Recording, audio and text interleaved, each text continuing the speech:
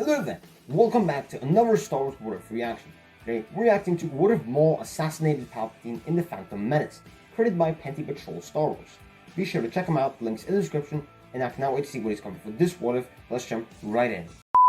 Our story begins on Coruscant, where the Sith Lord, Darth Plagueis, resided. The assassin Darth Maul had just returned from a short skirmish on Tatooine, where he had sent the Jedi running. Plagueis wasn't too concerned with Maul's encounter. Instead, he was locking into a vision he was having inside of his own chambers. He'd been excited about Palpatine's rise to the role of Chancellor, and it was officially confirmed today. At the current moment, Sidious and Maul were speaking on the outskirts of a skyscraper within the city. I remember that. Plagueis looked forward into the Force, seeing more than just Palpatine's success, but the Sith Lord he was destined to become, nearly destroying the Sith before the rise of the Empire, and using his own internal focus to create an imperial regime that would be destined to fall. The Sith Lord remained confused as the vision shifted and changed. He was able to see his own betrayal, and the eventual death of the Sith at the hands of a young Jedi. He could not allow this to happen. The shock of such an intense vision knocked him out of his mind and he fell backwards. He heard a buzzing and looked over to his communication device, where Sidious was contacting him. The brief vision left him quite puzzled, but his resolve was clearer than ever before. His apprentice requested that they celebrate his rise to the role of Chancellor. They could have a couple drinks and I'm assuming he saw in the vision Plagueis how he dies, so he's gonna refuse or something. Enjoy what would become of the galaxy. Plagueis thanked Sidious for the offer, but he had more pressing matters to attend to, informing him that he needed to leave Coruscant to do damage control for a hedge fund on Tata Nemodia. Sidious understood, frustrated that he could no longer maintain his plans to kill his master. He instead decided that he would return to the works to conduct a dark meditation. At the same time, Maul, who was preparing to leave Coruscant, was contacted by Darth Plagueis the Wise. They were familiar with each other, but the Sith Lord very rarely considered Maul an equal, or spoke to him in a manner to validate him. Maul was Sidious's apprentice for a reason, and now that it had been realized that Sidious was a plague on the Sith line, he determined that Maul would make a fine replacement. As goes the rule of two, Maul must prove himself first. He would be dispatched to deal with Sidious. Inversely, what's Plagueis' plan? Does he really think that Maul can actually deal with Sidious in a one-on-one encounter? Plagueis would avoid Naboo. There was no need to distress the Federation there. The entire purpose of sending them to Naboo was to get Palpatine into office. Without needing him as Chancellor anymore, there was absolutely no need to be on Naboo for the battle that was coming. Instead of leaving the planet like he said he would, Plagueis moved with Maul across the city of Coruscant. Wait, if Maul isn't going to be in Naboo, Qui-Gon doesn't die. Covered in darkness, the Sith vessel landed inside the hangar bay of the main layer within the works, which confused Sidious. He could hear the sound of Maul's footsteps, so he left his ritual to see what it was that Maul wanted. The Sith apprentice bowed before him and told him that he feared death on Naboo. Sidious was confused, as he asked Maul to elaborate. He told his master that he had foreseen his death at the hands of two Jedi counselors, one sent to the planet to assist in Naboo. This left Palpatine perpetually confused. He knew that Obi-Wan and Qui-Gon went back with the Queen. She was very adamant that she would clean this mess up herself. While realistically there was no need for Maul to be on the planet, being that Palpatine did achieve the rank of Chancellor, he didn't understand why Maul was acting so out of character. Maul was trained to be unbreakable and nearly infallible. He was the perfect assassin, and now he had fear? Sidious asked about this vision as Maul rose to walk beside his torturous master. He informed Palpatine that he had simply prepared the hyperdrive when he saw himself falling into a reactor shaft of some kind. He would die on Naboo, and Sidious stopped realizing why everything felt awry. His eyes turned back, asking Maul if he was followed here, and Maul acted confused. Followed? Who would be following him? Sidious felt his master's presence. But why would Plagueis lie about a hedge fund incident? It didn't make sense. He wasn't aware of his betrayal. His skin then ran cold at the thought of facing Plagueis in a head-on engagement with the help of Maul. Palpatine was confident in every facet of his life, but fighting Plagueis was something he simply refused to do. Yeah, at this point he would not be Plagueis, let's be honest. His hands hovered over his lightsaber as he saw a shadow walk towards him. Plagueis' voice boomed out, calling Sidious a traitor. His betrayal of the new Sith lineage would destroy everything. Palpatine ignited his weapon. I'm assuming Maul is gonna just stab Sidious in the back or something here, because it's, Maul assassinating him. Telling his master to stay back, and he stopped. nothing but a dark shadow lurking in the dimly lit corridor of a Sith lair. That's fucking creepy. He smiled under his hood, and just as all of Palpatine's focus landed on Plagueis, Maul's double-bladed weapon ignited and lunged forward, catching Sidious completely off guard. His first strike hit Palpatine's second saber within his robes. It destroyed the weapon, now leaving it ineffective, as Sidious ducked backwards, using his quick ability to avoid a lethal strike to the gut. Plagueis collapsed his hands together, watching the true foolishness of the Sith Empire. Their blades echoed across the chambers. The future and I mean, there's no way Maul beats him. Is it just because of the element of surprise or something? the past of the Sith converging in this moment. Palpatine represented ideals that Plagueis wanted to extinguish, and Maul was a future the Sith truly deserved. Their weapons clobbered against one another, as Palpatine demanded Maul to see that he was being used. Plagueis called out, telling Maul to use his anger, allow his fury to shine through. Sidious was limiting him because he feared a true rival. In all fairness, Sidious did know that a full potential Maul would eclipse him, but he wasn't actually trying to hold his apprentice back. He ducked out of the way, spinning backwards and blasting electricity at Maul. He sidestepped, out of the way, and dragged his lightsabers across the ground, slashing I don't understand how Maul is supposed to kill him. up, sending debris back at Palpatine while blocking the electricity. Their blades connected again, as Maul used his double-bladed saber to defend himself as rapidly as possible. Palpatine's offensive was brutal for Maul, but he protected his body adequately, before using the wall and slashing down at Palpatine, overpowering him briefly before the Sith Lord took his strength back, forcing Maul back into another wall and nearly killing him with a blow to the throat. But Maul was able to, again, use his physically dominant strength to throw Sidious backwards. He spun, whipping his sabers across Palpatine.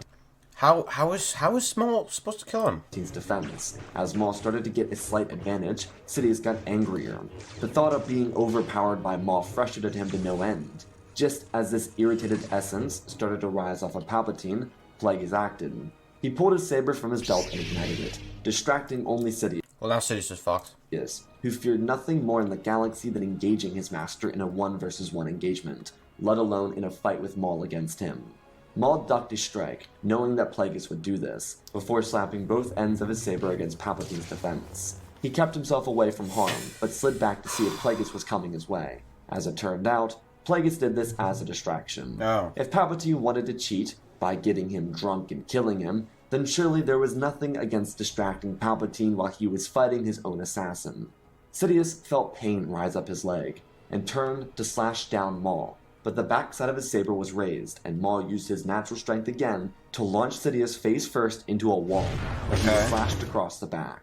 Maul stood over Palpatine, who wheezed in pain, and Plagueis told his new apprentice that he would take it from here, using the Force to toss Maul Palpatine's lightsaber as a trophy.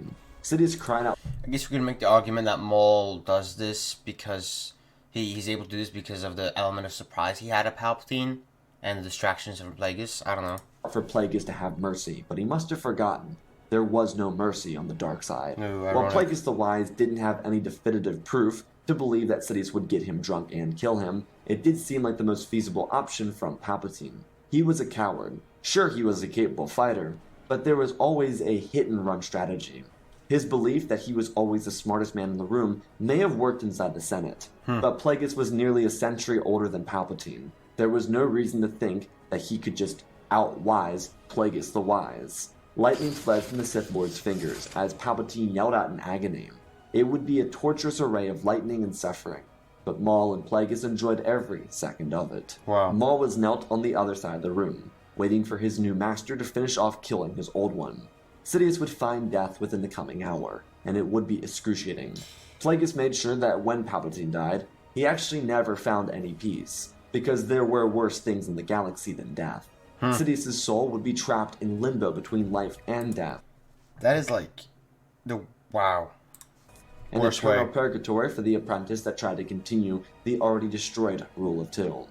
Plagueis thanked Maul for his efforts, telling him that he had done well, but there was much to learn, and finally, he would receive the training he deserved the entire time. Unlike Palpatine, there wasn't a fear of Maul surpassing Plagueis' own mastery. But even if it did come, then he would rather be succeeded by Maul than by Sidious. He realized that there had been a continuously overlooked error in his training and understanding of his former pupil. Sidious wanted the galaxy for himself.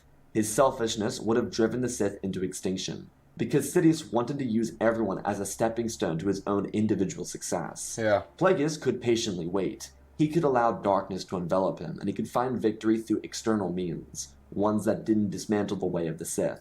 Plagueis cared much more about ensuring the survival of the lineage. It was rather selfless for a Sith, but it didn't mean he'd go out of his way to make sure Maul or any other student lived. It was more or less an understanding that the ancient Sith failed because they were too arrogant and too focused on self. Okay. Plagueis was far more interested in his Sith-dominated galaxy that remained in their control. The empire he envisioned was one of Sith leadership, but prosperity unmatched by any ruler ever seen. The Sith empire he wished to create wouldn't enslave the populace for mere enjoyment. Everything needed to be done with purpose, and without fear of the Force. Well, you're still evil as shit, so. He didn't see much from the vision, but what he did see frightened him of what Sidious would do with the imagery of the Sith. They could not waste their opportunities in self-focus. There were mysteries of the Force, ones that could be expanded upon during the Clone Wars and in the coming Empire. Okay. Plagueis told Maul that he was free to go from here. If he wished to assist on Naboo, then he was free to do so. If not, then he may remain here. His focus now turned to how he would continue to manipulate the Senate. Turns out that wasn't extremely impossible. I wonder what's gonna happen with the fact that Palpatine won Chancellorship and now he's just dead. Palpatine's apparent disappearance would be linked to a Trade Federation assassination, so it would turn the Battle of Naboo into a total mess for the Federation itself. Wow. They were Sith allies, but Plagueis allowed them to bite the bullet, expressing that Palpatine's untimely death would lead to a far greater resolve for the Federation. They had to be patient. Plagueis had a long-standing relationship with the Trade conglomerate, dating back to before the turn of the century. They were strong allies, and the Sith Lord knew that if the Republic turned on them for Naboo and Palpatine's death, then they would be even more effective allies for the CIS. Okay. After all, Palpatine and Plagueis were both in favor of the Clone War. Yet there was one little problem that was to come. As Plagueis continued preparing countermeasures following the Battle of Naboo, he would be visited one day. It was an unexpected entry because he was walking through the works and saw a Jedi shuttle land. His eyes fell on Dooku, who was looking for Palpatine. Wait. But that means that the Battle of Naboo is most likely over, right? Yeah, it is, because Dooku showed up to Palpatine originally after Qui-Gon died, so... Yeah, Anakin will be trained by Qui-Gon, you know? His heart sunk because he believed the Jedi had found him. Then he realized it was just Dooku, not someone else. All regarding Sidious would be explained, and Dooku would have some sense of unease about him. Whether it was the fact that Sidious died or Qui-Gon survived, he didn't know. What he did know is he needed to pick a side, and so he spoke with Plagueis extensively. The two would talk for hours about the change of plans, and Plagueis would show off the newly elected Chancellor, who was the second-place runner during the previous campaign. Bail Antilles of Alderaan had edged out another core-bred politician, but he would certainly try to maintain the interests of the core. His work would turn the Federation further from the Republic, while also... Wait, Bail Antilles? Huh? Antilles of Alderaan had edged out... was the second-place runner during the previous campaign. Bail Antilles of Alderaan... Bail Antilles... What? Okay, what? Alderaan had edged out another core-bred politician, but he would certainly try to maintain the interests of the core. His work would turn the Federation further from the Republic, while also certifying that... Is that like Bail Organa's father or something? The government became more corrupt. In an ironic turn, Antilles would ensure that oligarchs maintained their power more than Sidious would have ever done. Palpatine would have maintained power until the Clone War. Antilles never knew of a coming war. Palpatine had more to lose if he lost a re-election, essentially saying. Despite all of Dooku's interest and how impressed he was with what Plagueis had to say, there was one factor holding him back, and he openly communicated it. He told Plagueis that he was concerned about his student Qui-Gon. Okay. He wanted him to join the cause. If he didn't, then he didn't know where his heart sat. Dooku explained that his apprentice was at odds with the Council because they refused to let him train a slave boy from the Outer Rim. Dooku didn't know much about it, and Plagueis didn't really care about Jedi prospects. This wasn't even an arrogance thing. It was just based on the likelihood of that Jedi they're not gonna know of the Chosen One. Prospect actually being talented enough for him to care. Most Jedi had an M count below 9,000, so why would he care about a slave? Point being, Plagueis told Dooku to abandon the Jedi Order and his apprentice would soon follow. They had much work to complete, especially after Sidious' betrayal, as it was being labeled. Dooku understood and fell in line. The next several months would be filled to the brim with incremental changes. Pego Mass was able to get into the ear of Bail Antilles, which didn't change a whole lot, but it helped encourage the current Chancellor of his need to bow down to the oligarchs more. It was a move to utilize the corrupt state of Coruscant and allow it to tread toward the galactic divide. Tyrannus went ahead with the clone army plan by hiring Jango Fett for the clone trooper Gina. Plagueis' role would resort to getting into the ears of politicians inside the Republic, while Maul remained an elusive threat. But the Jedi would forget about him. Following Anakin's rejection from the Jedi Order, Qui-Gon abandoned the Order itself. You're fucking joking me. Are the Jedi stupid? He had inspiration from Dooku leaving, but he had no interest in the political lifestyle that his former instructor chose. Qui-Gon instead moved to Tatooine to train Anakin and free the slaves. That's actually so cool, and this might actually turn out better for the galaxy. It would provide a much more effective learning experience for Anakin, one where he would be able to grow around his mother and with an actual father figure. Dooku believed that his former apprentice would come around to him in the future. No, he's not. But for the time being, he was understanding of why Qui-Gon remained on Tatooine. With the Sith completely forgotten about, they would be allowed to continue building in secrecy. Oh my god, the Jedi in this timeline are like so fucking stupid. Holy shit. The main change for everyone involved was Maul's involvement in politics and strategy. Palpatine had limited him greatly, forcing him to remain a ghost and an assassin. Now that Sidious was removed from the equation, Plagueis needed Maul to familiarize himself with lessons in the politics of the galaxy. It was very challenging, but Maul was rewarded with training that would actually allow him to reach his full potential. Plagueis saw that Maul could become one of the great Sith Lords of all time, and he wanted his student to reach that level. As he was with Palpatine, he informed Maul of everything he knew. It allowed Maul to rapidly catch up to his new master, both in the Force and in saber technique. Dooku was very uninvolved in this aspect of Maul's life, and he truthfully didn't care about what happened with Maul. His sole focus as Tyrannus was to build a coalition that would eventually challenge the Republic. As the years rolled by, the Clone Wars would kick off under a completely different Chancellor. This time, the Chancellor was a Coruscant-bred politician, like Valorum. He would fuel a galactic divide between even more loyal and corporate demagogues of the Senate. Bail Antilles had run himself out of politics due to an uprising completely unrelated to the Sith. He was run out of office, and his replacement senator, Bail Organa, tried to rebuild the identity. Oh, Bail Antilles was... Antilles also. Why, this is interesting. His name is Bail as well. And Antilles, you know, Wedge Antilles. This is very interesting. Of the Alderaan politics. But it would be a long road for Organa, because Alderaan wasn't viewed with the same respect following Antilles' tenure as Chancellor. When the Clone Wars did start, the Jedi were by the Republic's side, but instead of knowing about the Sith, they were completely unaware. Dooku was known as a threat, but he wouldn't physically engage anyone directly, keeping his identity as a Sith apprentice a secret. Over the years, Maul had killed a number of other Jedi, but there remained lost cases, individuals never found and presumed to have abandoned the Order. This is looking bad. So when the Clone Wars did start, the Jedi had one real foe, and his name was General Grievous. Asajj Ventress was also an assassin within the Sith. So they just didn't question how the fuck General Grievous was made and all that. Asajj ranks, one that played... Oh, so they're not going to question where she's from and who... I don't know, man. Plagueis believed was a necessary asset. She was exactly the type of ferocity needed for the Sith. She was a former Jedi, like Dooku, but more unbalanced, something he would encourage Dooku to enhance. Unlike a Sidious Sith Order, Plagueis made sure Asajj, Maul, Tyrannus, and himself were all acquainted. Whether it be through various missions or debriefings, everyone was familiar with each other, and they trusted each other. Ironically, the odd man out was Dooku, but this was solely because of Qui-Gon. Tyrannus was able to serve as a Sith for the greater good of the galaxy, but he and Qui-Gon's relationship had changed since they had left the Order respectively. They represented two different extremes, and Qui-Gon didn't care for the man his master had become. It made Dooku question his loyalty to the Sith Code and the Sith Way. Qui-Gon did not know about the Sith, but he was very aware of what Dooku was doing. Well, he didn't know about the Sith because of the Sith that he met on Tatooine, Maul.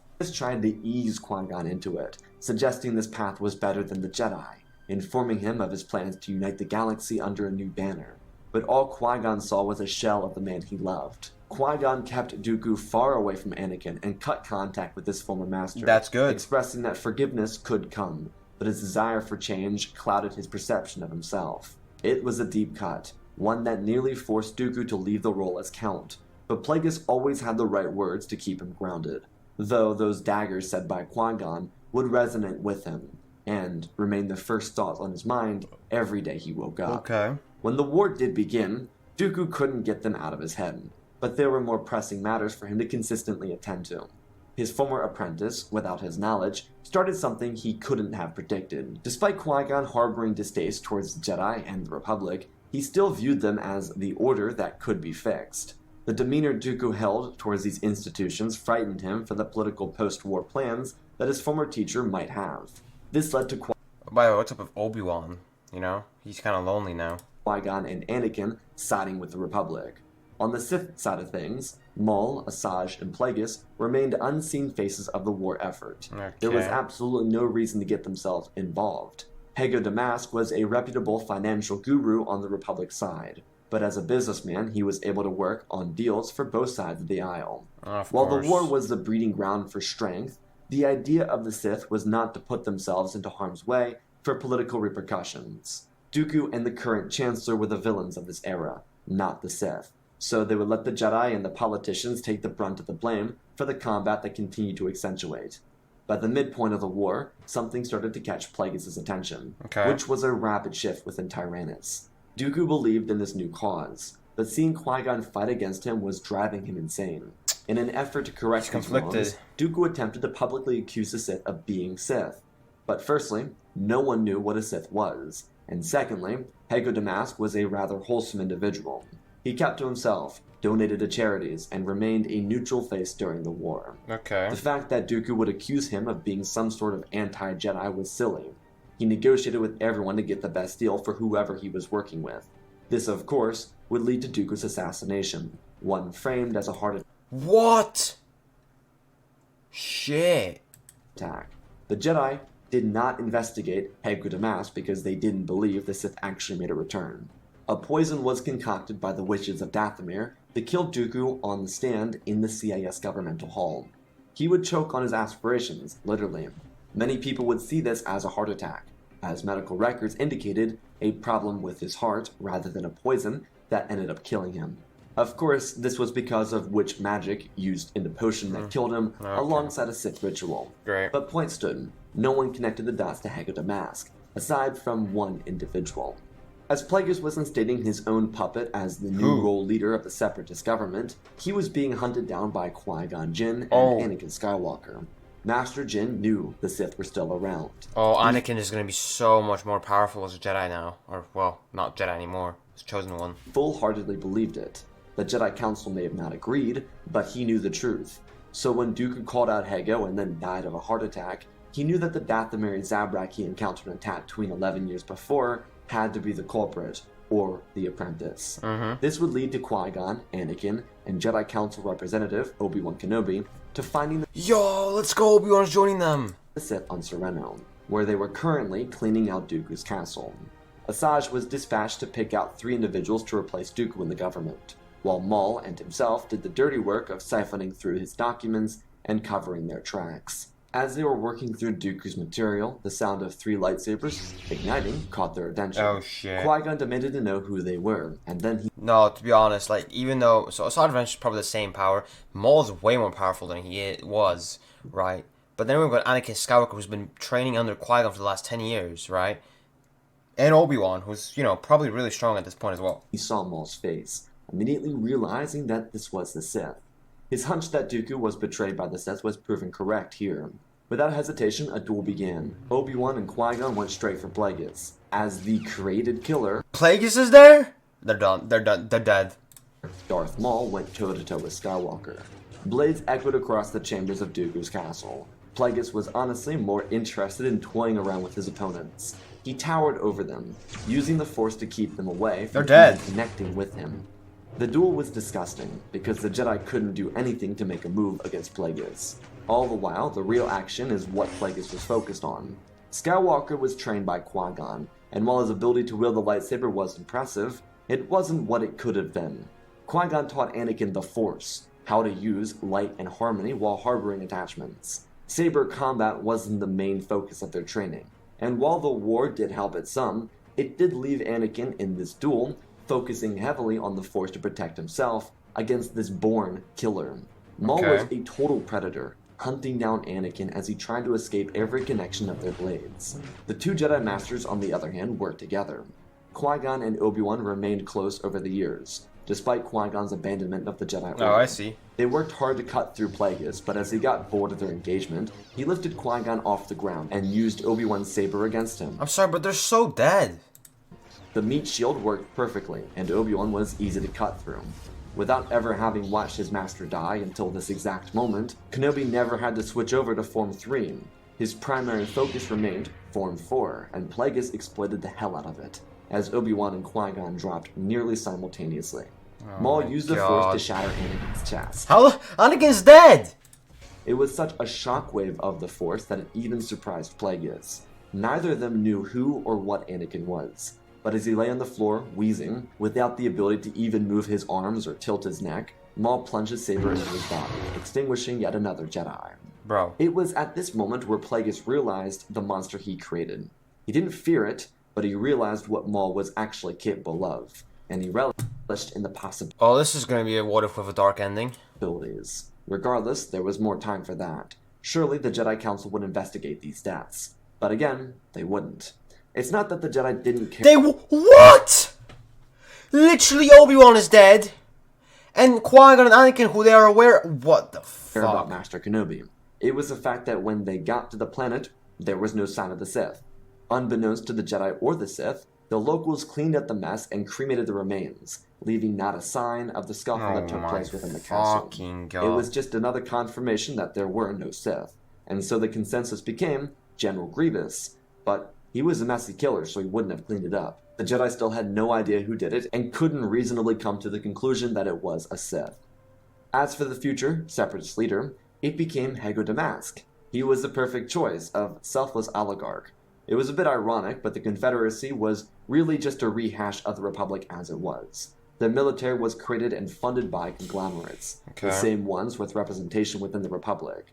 The choices Asajj handpicked were decent, but the people actually chose Hego Damask naturally. The reason they did is they saw a lot of Dooku within him, which sounds ironic, but it was true. He was a wealthy individual, one who inherited millions, and decided to do right by the galaxy. Plus, there was a collective agreement that if anyone could end the war, it was Hego. Yeah. He was well liked by both sides of the conflict, and people truthfully didn't want the war to be everlasting. It felt like Dooku might make the war that, so Hego was their choice for leadership. Maul and Asajj found it quite funny, and Plagueis even found the humor in it, but he was willing to comply.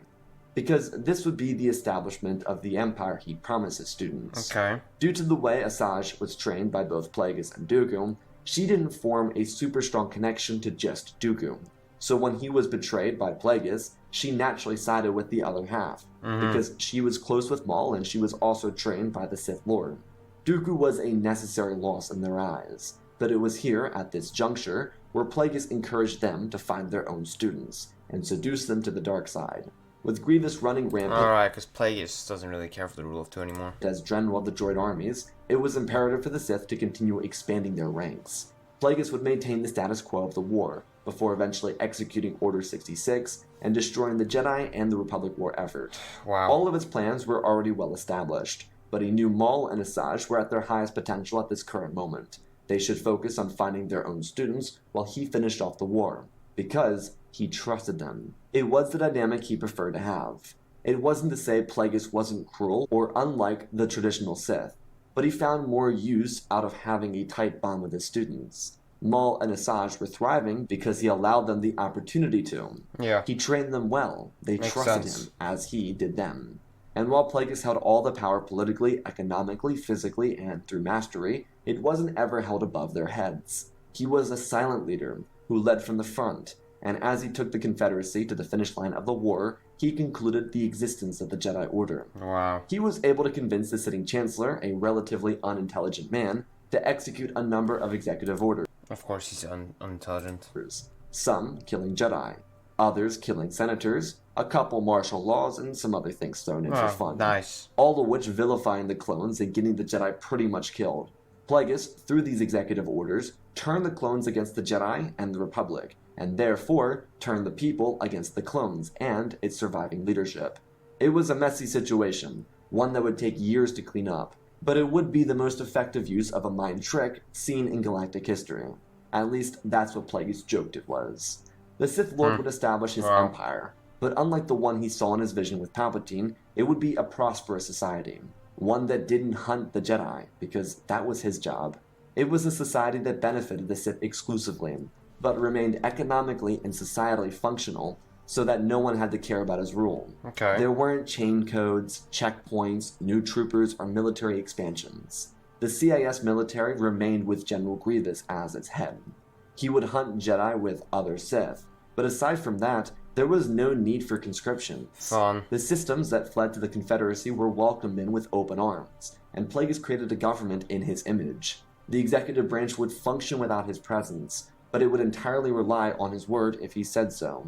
It was a selective monarchy, if you will, but Plagueis understood that as long as he kept people comfortable, then they would accept the status quo. The nature of tyranny is unnatural, so why force it? His monarchy was unnatural, so he allowed it to exist within the context of the government he built following the Clone Wars. He had the support. So I guess this ending isn't the worst type of ending we could get, but it's still pretty bad. His military didn't try and coup the Confederacy. Plagueis didn't need to force the Republic to fold under him. He simply replaced the failures of a leader before him, which meant any hiccup he had along the way made him look like a saint, especially compared to Dooku's madness at the end of his life. The Sith Empire built by Plagueis would be long-standing.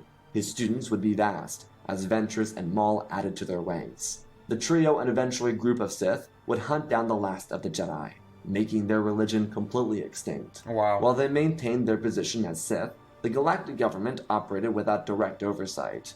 This gave Plagueis the opportunity to step in whenever the government was acting out of whack and discipline them for being knuckleheads. As it turned out, that made him into an untouchable icon in the new society. There would never be a mention of the Sith, and he wouldn't try to do damage to the reputation of the Jedi. They were almost martyrs following Order 66, but because the executive orders affected the Senate, they were lumped in with the corporate demagogues that destroyed the Republic. A large part of the favorability he maintained came from the fact that he didn't let the conglomerates supersede the mandate of the government, and any politician cooperating with these monopolies for personal interests would lose out on their power. Plagueis continued being evil, but he didn't do it at the cost of turning his empire against him. The Sith were the kings and queens of the galaxy. There were no challengers. Sure, the surviving Jedi put up a couple fights, but with several Jedi leaving the surviving ranks to become Sith assassins, it was impossible to rise up against the Sith. The Inquisitorius would be fully trained by Maul, and they would work as enforcers of the Sith regime. But again, the Sith as a concept or an idea would never be seen publicly. Their evil empire would last for centuries. Plagueis' knowledge would ensure his and those he cared about's lives would forever thrive through the knowledge he obtained. Their relationship with the galaxy would make people forget about the Jedi, and while the name Sith would never be associated with Plagueis or any of his pupils, they would be considered far greater versions of the individuals that bled this galaxy into near collapse. And that, my friends, is our story. Wow! That was fucking insane. I'm gonna give this a 9 out of 10. That's like, just such a unique what if, because it's a bad ending, it's a dark ending, at the same time, it's not as bad as it could be. It's like the best of the bad endings that could happen. And it's just a really, really unique what if. So, I'm gonna give this what if a 9 out of 10. Let me know what you guys would rate this what if out of 10 in the comment section down below, whether you agree with my rating or if you don't, and why. Thanks again for watching. If you enjoyed this reaction, make sure to go subscribe to Pente Patrol Star Wars for more awesome what if content. And do not forget to subscribe to my channel, leave a like, and turn on those notifications so you never miss another one. Remember, a new Star Wars what if reaction drops every single day. Join our Discord, links in the description, and also if you want to support the channel and get exclusive perks, consider joining our Patreon. I'd love to hear your thoughts on this video, so drop a comment with any feedback or let me know which what if I should react to next. Thanks again for watching, This is the way, and may the force be with you. Until then, I will see you next time. Hey, you didn't watch it? Well, check out the video on the left side of the screen, which is specifically recommended for you, or check out the playlist on the right of the screen, which contains similar videos to this one, made by me, of course. Hey, remember, subscribe.